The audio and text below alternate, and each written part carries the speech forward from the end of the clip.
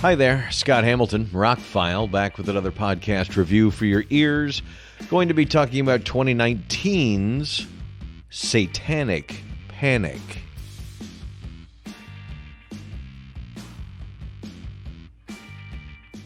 I remember when this movie came out because it caught my attention. There's just not a whole lot of these satanic kind of movies like there were in the 70s that are any good. There's a lot of B movies, a lot of straight-to-video stuff, but that have actual stars in it. Well, Rebecca Ronan, that's kind of a star. Jerry O'Connell, kind of a star. But anyway, it was kind of on my radar. Then some of the reviews came out, and the reviews were pretty bad, so I wasn't going to spend $15-20 on it. Forgot about it. 3 years later, if you listen to my last podcast, I talked about a site called Hamilton Book. They're a great place to find movies. They don't have a whole lot, hundreds, but it's a lot of fringe stuff. But there might be something in there. I mean, I found several things that I was like, I'll pay $1 for that. I'll pay $2 for that. I'll pay $5 for that. So I paid $2 for this. And like I said, it was a movie that I've seen in stores before. I've just never picked it up. Didn't want to spend a whole lot of money. But I was going through the site. When I place orders that are going to include shipping, I try and make sure that I get my money's worth and get as much stuff as I can get. And they kind of have a flat rate shipping. So anyway, this movie was $2. I'm like, wow, I always wanted to see that movie. $2. Why not? I've never seen it on a streaming service or whatever. And it came in with the order. And okay, so I finally watched it tonight. A side note, we'll talk about the packaging at the end. So the short version is Haley Griffith stars in this movie. Ruby Modine is in this movie. Jerry O'Connell, Rebecca Ronan. It's not bad. It's not a classic. It's not an instant midnight movie, Dawn of the Dead or Army of the Dead kind of, It's not quite funny enough. It's not quite gory enough. And it's not quite R-rated enough.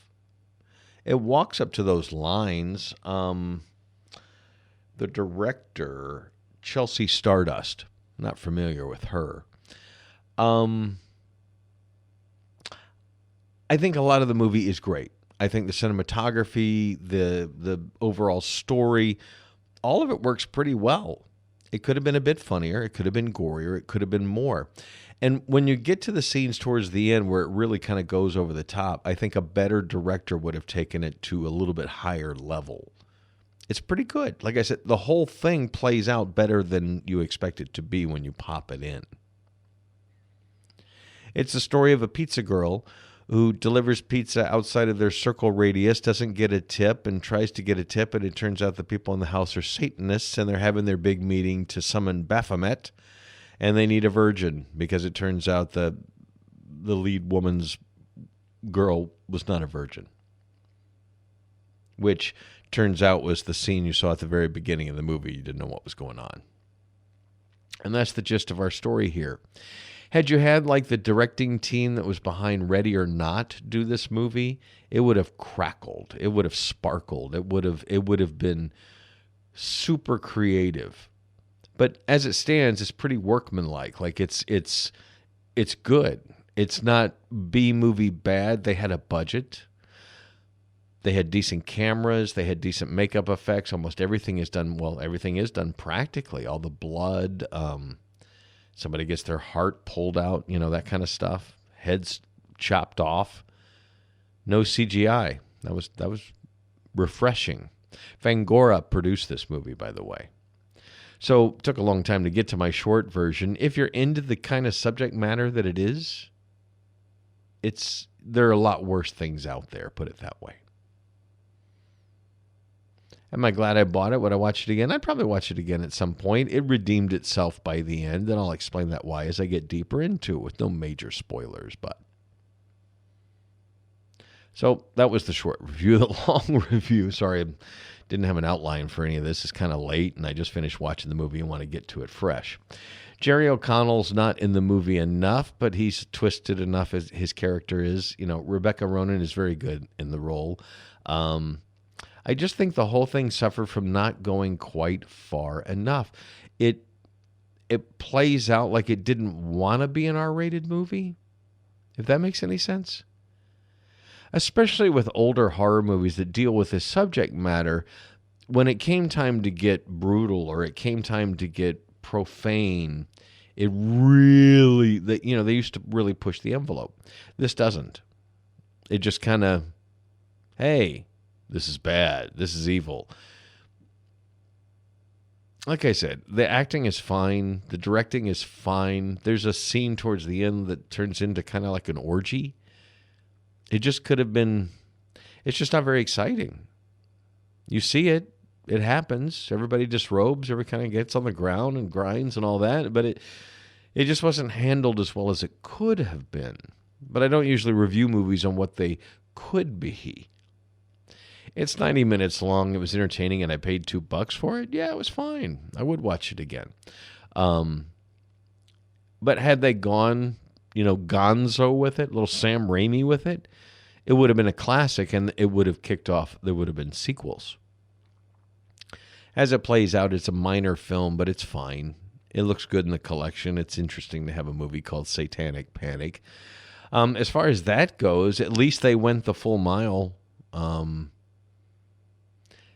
Not saying I'm an expert on the subject matter, but this takes it a little more seriously than just calling the people satanic.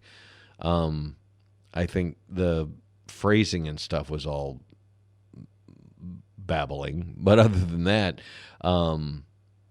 the idea of the hierarchy of demons and some of the things, I think they pulled some of their demonology from Supernatural too. But, if you're watching a low-budget horror movie and you're not seeing a boom mic or shadows of the cameraman or any of those terrible things you see in a low-budget B movie, you got to give it credit. This was almost, quality, almost a classic. It's just short. You can probably hear it in the background. My little 7-pound dog is making a bed and making an incredible amount of noise to do it. Like he's digging to China.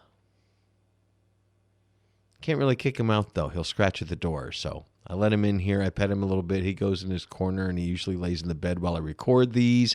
And I don't want to do any editing or anything because it ruins the flow, and you can probably tell. And so anyway, that's what Mickey was doing. By the way, a little plug, the Archer Files. They have their own page on Facebook and Instagram. If you'd like to follow them, they have 700-800 followers and thousands of pictures, so check it out. In the meantime, Satanic Panic.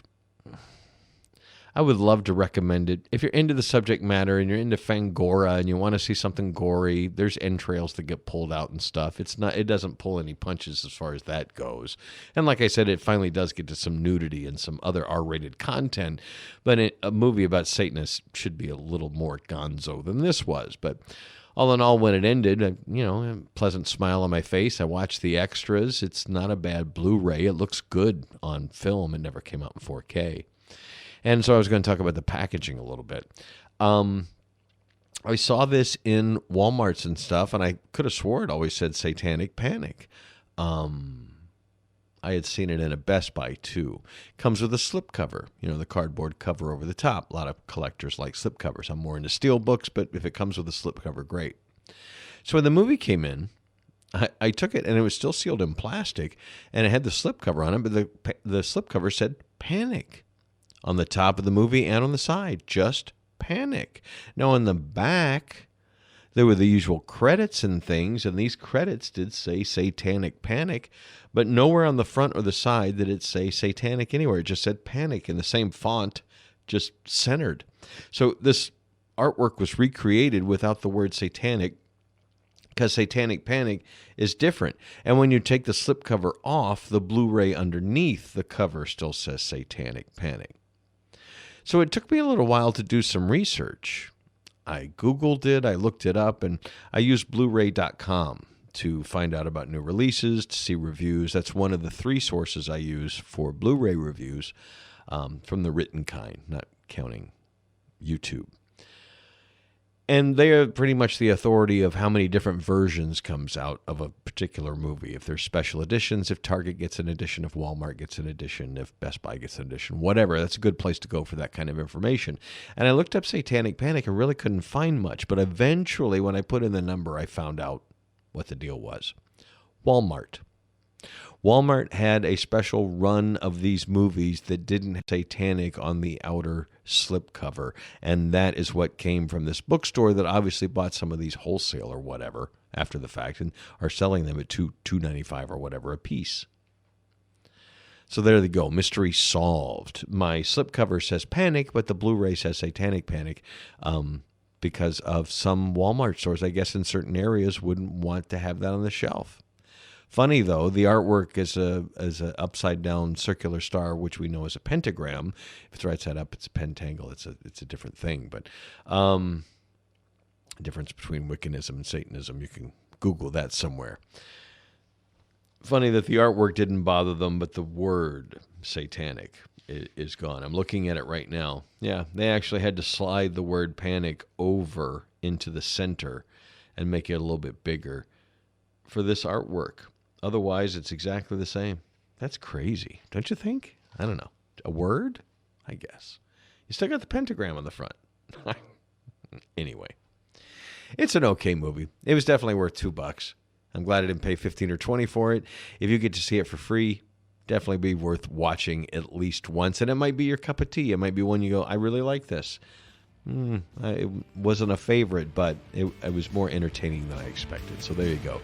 Satanic Panic from 2019. It's available now on Blu-ray, I think DVD, and probably on streaming services. Check it out.